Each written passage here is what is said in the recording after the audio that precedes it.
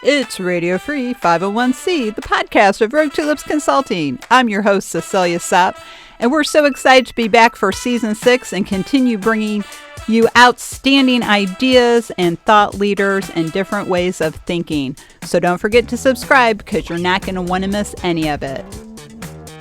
This week, I welcome first-time guest Mariama Boney. She's the chair of the ASAE Ethics Committee. And in honor of April Fool's Day, we're here to talk about negligent fools and CEO ethics and the importance of nonprofit ethics. Welcome to episode 235. Hey, everybody, it's Monday, April 1st. It's April Fool's Day in most of the world, and we're glad you're here with us, no fooling. I'm your host, Cecilia Sapp. I'm the principal and founder of Rogue Tulips Consulting. I'm a CAE and an ACNP, and so glad you're here with me this week because first-time guest Mariama Boney is here to talk about a really important topic. We're talking about negligent fools and CEO ethics within the nonprofit management profession. Mariama is also the chair of the ASAE Ethics Committee, so she has a really insightful take on this topic. But before we get into the discussion, good morning, good afternoon, or good evening to our entire global audience, wherever you may be, and thanks again for joining us. Please don't forget to subscribe so you don't miss a thing. But Mariama, I'm so glad you're here. We've had a lot of conversations over the years, and so glad to actually have you here as a guest. Would you like to say hello to the audience and tell us a little about yourself? Yeah, hi everyone. It's Mariama and great to be here. Mariama Boney, President and CEO of Achieve More LLC. We focus in on training, coaching, and consulting as it relates to associations in the area of leadership, diversity, equity, inclusion, access, and accessibility, and of course, well-being. So it is an honor and a privilege to be here. I have been an association executive for 25 plus years, worked in higher education, worked in many higher education associations, as well as served as an executive director and ultimately as a member, as a chair, and certainly a volunteer leader across a lot of different spaces and places. And I find myself here with you all today as we are focusing in on ethics and recognizing that I am the current chair of the ASAE Ethics Committee. And it's also we're just coming out of Ethics Month, right? So we celebrated Ethics Month in March, yet we know that ethics is an everyday issue that we are currently dealing with and really trying to uphold. And I cannot agree with you more. As you know, we do an ethics course or education program. So I'm with you on that. And I see a lot of things that are now being addressed as if they've never been noticed before. And, frankly, negligent behavior by foolish people in the C-suite has been going on, for decades. I also have been in the profession for many, many years, since 1988 in some capacity. I see people doing unethical things. I see people saying they're not interested in getting the CAE designation because they see too many CAEs being unethical. We've had a couple of really big blowups with huge trade associations like the National Association of Realtors in the ethical area. So what is your reaction to that? This is an interesting topic, kind of provocative, negligent fools and CEO ethics. So it's fools are a good thing to talk about on April 1st. So what are some of the observations you have, Mariama, about this issue? And it's really very crucial, I think, to the future of the existence of our profession.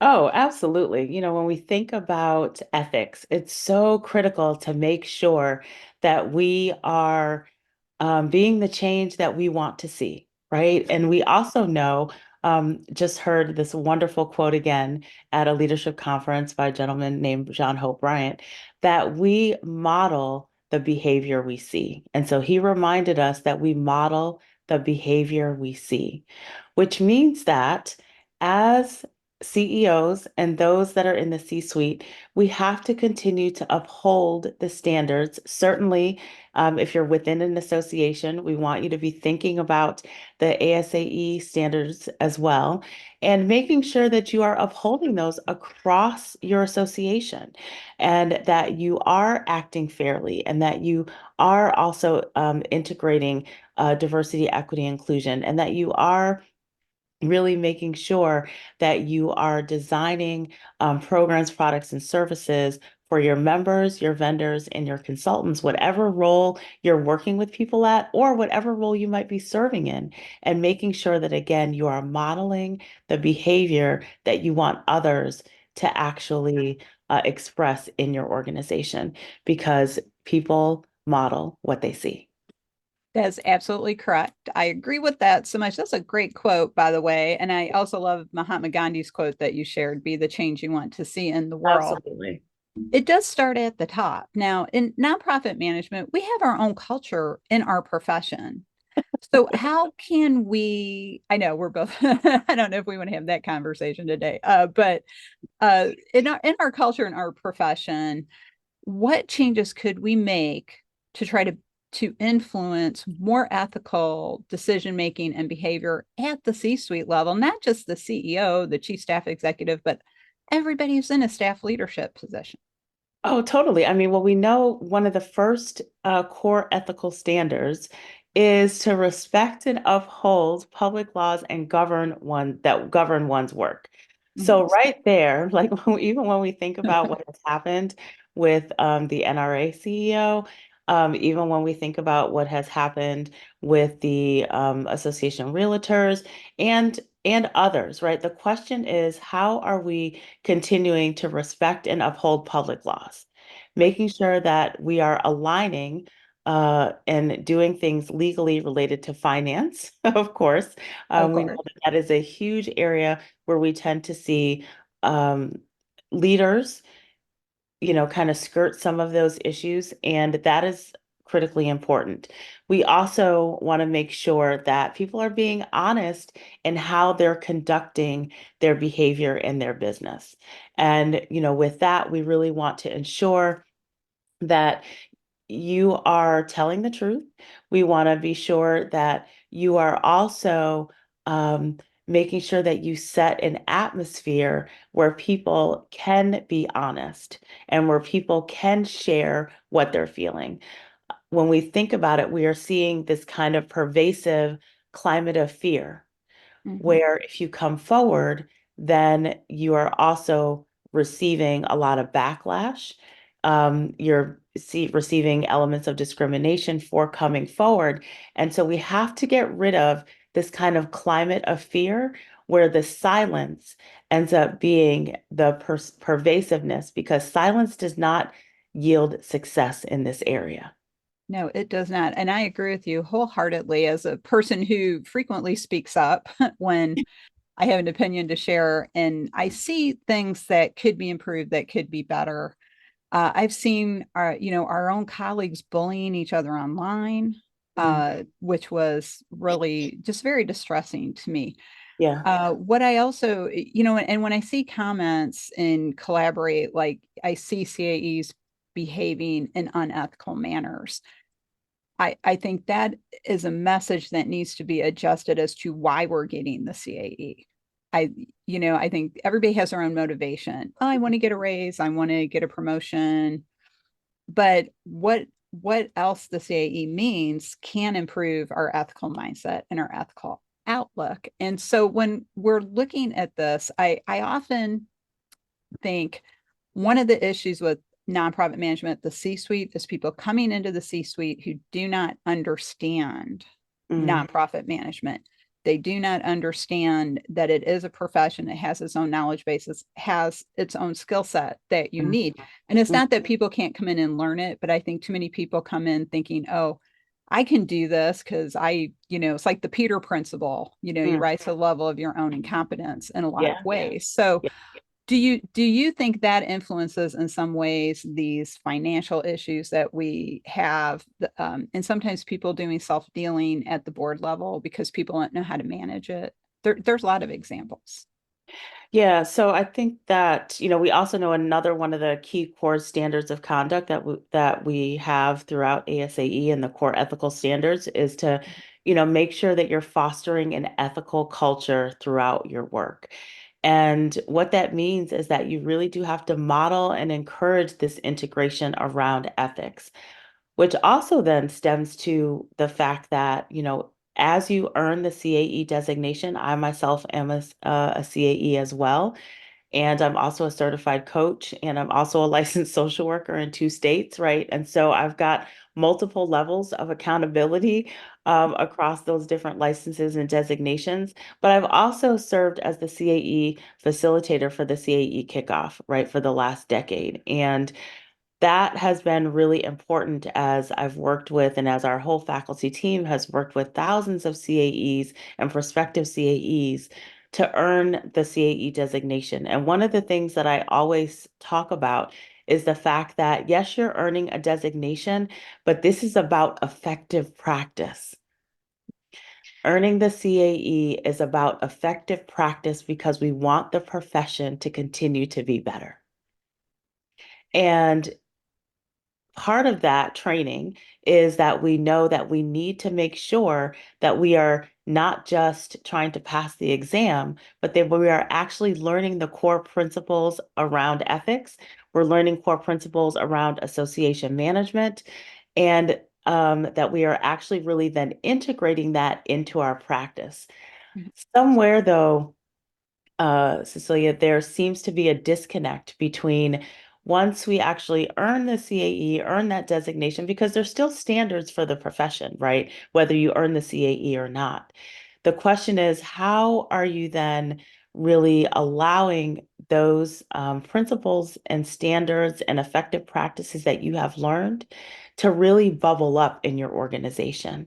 And to what extent then do you speak up and raise questions when you see that things are misaligned? And that element, though, of speaking up and raising questions is a core leadership element that we all have to get comfortable with. And so that's really critical as well. And so it is then very easy for volunteer leaders and board members to go astray or go a different way if the chief executive and those that are in the C-suite and even those that are perhaps managing committees are not really aligned in terms of what that ethical culture is that we need and must have within the organization and within the association. And I think that's an excellent overview of that. I Yeah. agree wholeheartedly again, because in the work I do with people, I'm always reminding people of that. Just talking with my colleagues, a lot of people don't know the standards of conduct are for everyone, Yes. not just CAE. So yes, everyone, they are for everyone. Yes. And I make sure in one of the first sessions in study groups or courses that Yeah. people get a copy of the ASAE standards of conduct and we talk about it. And I point out, we're both currently working as consultants. We've Yeah. also been on staff. We've both been CSEs. Yes. That there's also, a version of that standard of conduct specifically for consultants. It's very similar, but it's just put in the context of the kind of work we're doing right now. Yeah. We could be back on staff next week. You never know. You might get Yes. that great offer and say, okay, I'm going to go do that. And I love that. You've talked about something that I think you mentioned it earlier. I think we need to talk about more. And that Yeah. is the fear factor that is created not just in organizations where ASAE members or other nonprofit organization members work, but within our own profession, there is a Yeah. fear factor of speaking out, saying things, talking. And when I say to people, why are you afraid to say something? They say, I'm Yeah. afraid I'm going to get into trouble. And I don't know if you hear people say that, but my response is always, well, what do you mean by trouble? So Yeah. do you ever hear that from people? Yeah. I mean, I do hear that. I hear I'm afraid I'm going to get into trouble. I'm afraid I'm going to be looked at a certain way. I'm afraid I might lose my job, and that job connects to my livelihood and my well-being for my family. And that is where it's absolutely critical to be thinking about these whistleblower policies and Mm-hmm. making sure that you have one and making sure that it's clear what those protections are and how we behave as it relates to when we need to raise questions. The other element, too, that is also another core ethical standard within the standards of conduct is taking responsibility for your conduct. which means that we are going to continue to exhibit professional conduct at all levels. And that also, even though, means that we need to follow the established standards, follow these principles, and we have a responsibility in our conduct to raise the questions. We have a responsibility in our conduct to know that there are certain parameters and things that protect us as we're bringing these questions forward. So yeah, I've heard that. And I've been in situations where I have had to raise the questions. I've had board members or volunteers to try to slide things by, and our staff has caught them. And then we end up having to connect with legal and dealing with the expense of that. So on one hand, it's the what is the internal fear that you need to work through to actually get over this barrier of speaking up and raising the questions. And then I often ask, would it be worse though if you didn't say anything and it was discovered and you were held accountable for that? Mhm. And then also there's the other element of when we do raise issues and we do need to engage legal, then the expense and the perception and all of the climate changing elements that having to get involved in working with the lawyer to mitigate risk is also very real. And I've been in those situations as well. And I So think on all of those levels, the question is, which is worse? speaking up or creating other problems, Right. because that's what happens. And Yeah. I have found in my life, and I'm sure you've seen it too, not addressing something many times is worse than addressing it, because Yeah. it is uncomfortable to be that person and Yeah. saying something, because you're often the only person saying something. But I have found as many times that if I bring something up, all of a sudden other people will say, "Oh, you know what? I was thinking the same thing." Yes. But they were afraid to say anything because they thought, well, nobody else is thinking this. And I call it having the courage of your convictions. If you feel that this is something that you need to say something about, that it's wrong, not just for you, but for other people, I think it's more Yeah. important to speak up for other people than yourself, Yep. because those people are afraid to speak. And so helping people find that place where they feel comfortable. And sometimes there's that old saying, some days the bear eats you. And, Mm, and what that means is some days you're going to lose, or you're going to have to not take yeah. care of something that you really want to take care of.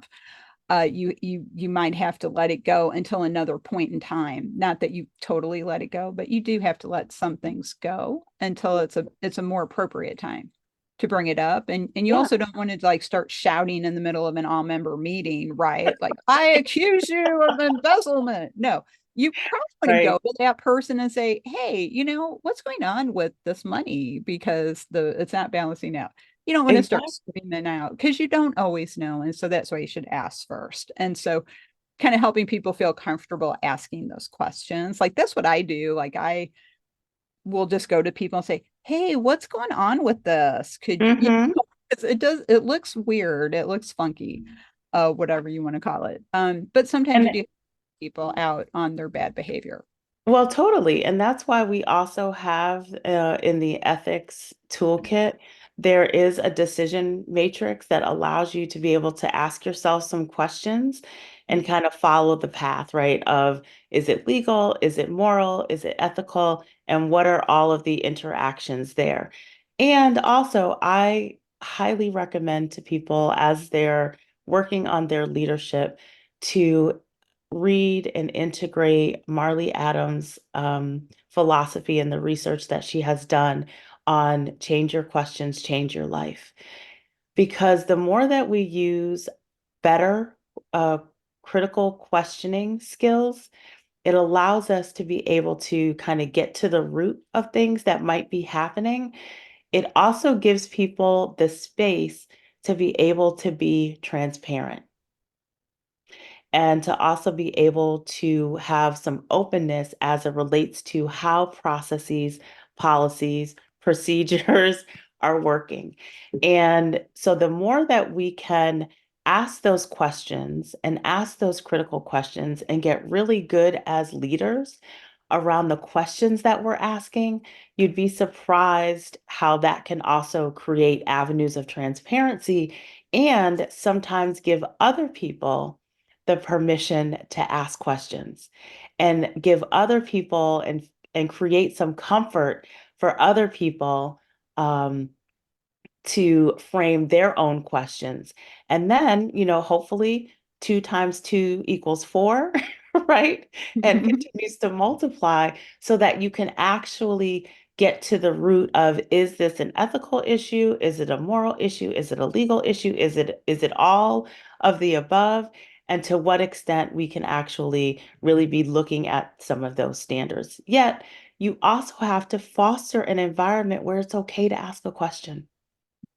It's got to be okay to not know everything, and or it's got to be okay to be in an environment where we're thinking about inclusion of differing viewpoints. Yes, 100% love it. I think that's great because you do have to be able to ask the questions. Yeah. And being able to question helps us break out of the that's the way we've always done it mindset Yeah. or Yes. going along to get along, which is Yeah. really, it's like that quote about people committing war crimes. I was just following orders. Mm. Really, you had no moral compass of your own. So we all have our own moral compass. And if we're feeling uncomfortable about something, we're probably right. And we should explore that by asking different questions and in Yes. flipping the question. If you're hitting a roadblock, flip that question and look at it from a different perspective. It's like, writing for your audience. How is my audience going to receive this information? And it's the same thing. You're looking at from your perspective, try to flip it and say, well, how would I feel if I were the person suffering the brunt of whatever this action is going to cause? Yes. So, and I do know we have to wrap up our episode. This is a great conversation. I know you and I could just like talk about negligent fools and CEO ethics all afternoon, but Yes. we probably got to wrap it up because I know we have scheduling pressures on both of us. So, I want to thank you for joining me. It's been so great having you here on this week's episode. And last week we had Vice Chair Cindy Ziegler of the Ethics Committee. Come on and give us an Yes. update. And you came and gave us like some really juicy, things to think about. So I really appreciate that. Yeah. I'm always outspoken, so I love having somebody else who's outspoken on the show too. So it's been great. But before we wrap up, Mariama, I always like to ask my guests, what's the one thought you would like people to take away today? And then how can they get in touch with you if they'd like to learn more? Oh, certainly. So I am um, out there on LinkedIn, Instagram, Facebook. You can look me up personally, Mariama Boney, and then also Achieve More LLC. The other element is that I think it's really important that as I opened with, is people model the behavior that they see. And we all want to be sure that we are constantly looking at our own conduct and asking ourselves, is this behavior that we would want our staff, our employees, our volunteer leaders to model? And I think the other element is also, how do we make it okay and safe and create safe spaces for people to have a voice, to ask their questions, and making sure that we are training up for that, because that's really key as well. And just a recent article also that I want to make sure that people get, and maybe in the notes, the show notes, will be able to include this link, is a great article that just came out by members of the ethics committee that talks about, the CEO as the chief ethics officer and making sure that the CEO and the team are really, again, modeling that behavior and integrating that throughout the policies, the processes, and the procedures that ultimately impact the people. I saw that article. It's good. So if you're an ASAE member, look up that article. Also, if you're an ASAE member, there's a newer Collaborate community called the Ethics Committee. Yes. And you can go in there and talk about ethical issues or ask questions. There's also a great advice column called Edith Ethics, and you can send Yes. a question, and Edith Ethics will answer your ethics questions. So, Yeah. And we well, do a thank lot you. of work around intersectional ethics, of course, in terms of ethics as it relates to diversity, equity, inclusion, access, ethics as it relates to well-being, ethics as it relates to leadership. So certainly consider Achieve More LLC as a partner in that, and consider the Ethics Committee on behalf of ASAE as your partner in ways that you can be thinking about the standards of conduct. We have some amazing sessions that are going to be coming up that are going to be featured at MMC Plus Tech. I'm doing a session there. And we also have two sessions that I'm involved in, and the ethics committee is also, and previous members of the ethics committee are also going to be involved in at ASAE Annual 2024. So look out for those ethics sessions, and there's wonderful content on the ASAE platform. And Cecilia, we also know that you also offer some great sessions. So there's a lot of things out there in terms of the ethics tools and resources, and even things that are coming up.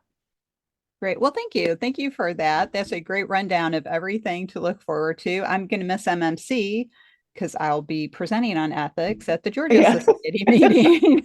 So I'm afraid I'm going to miss it, but planning to be at annual and looking forward to attending all of these great sessions that are coming Yes. up. So everyone, we have to go rogue for now, but we'll be back April 15th. We're taking April 8th off because we're helping Association Laboratory celebrate their 25th anniversary in business. So we'll be back the 15th with another exciting episode. So again, don't forget to subscribe because you don't want to miss a thing. If you'd like to learn more about Rogue Tulips Consulting and how we can help your organization bloom outside the box, check out our website, roguetulips.com. And we also have our education program creatively named Rogue Tulips Education. So if you're looking for the CAE ethics course that we offer or interested in our fall study group, check out our website and you get some good information there. There's a link on the Rogue Tulips website to take you to the education program. So thanks again, everyone, for joining us on behalf of Mariama and myself. We'll see you next time.